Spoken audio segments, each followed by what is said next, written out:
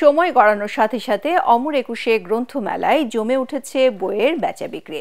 সাপ্তাহিক ছুটির দিনে মেলায় ছিল ক্রেতা এবং দর্শনার্থীদের উপচে পড়া ভিড়। এদিন আগ্রহের কেন্দ্রবিন্দুতে ছিল শিশু কিশোরদের বই। রিপোর্ট করছেন খায়রুল ইসলাম।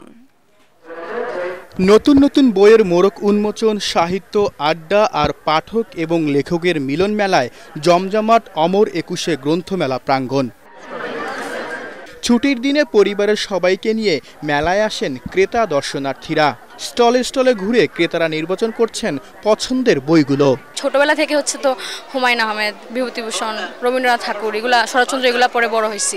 শনিবারের গ্রন্থমেলায় বেশি সাড়া পেয়েছে শিশু কিশোরদের বই। আমার নতিম মাহমুদের বই পড়তে খুব ভালো লাগে, উনি আমার ফেভারিট রাইটার।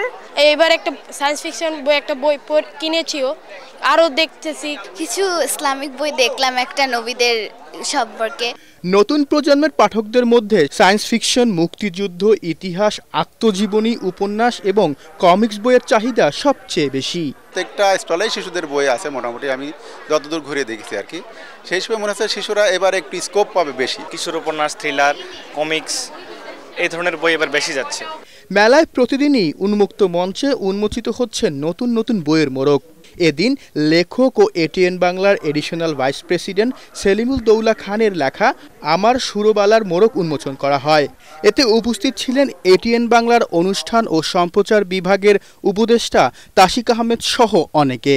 বই পড়া এবং বই লেখার কোনো বিকল্প নেই, কারণ বই আমাদের প্রাণের কথা বলে, আমাদের ভালো লাগা, ভালোবাসা, আমাদের দেশের কথা, মানুষের কথা, সবার কথা বলে। আমি তরুণ প্রজন্মের কাছে একটাই আর্জি রাখতে চাই, বেশি বেশি বই লিখতে হবে, কারণ বই লেখার কোনো বিকল্প নয়। এখানে আছে প্রেম, দ্রোহ, সমাজের সমসাময়িক বিষয় নিয়ে লেখা আছে, বোধ এবং আজকে যে সংস্কৃতি, সমসাময়িক বিষয় নিয়ে কবিতার বিষয়বস্তু।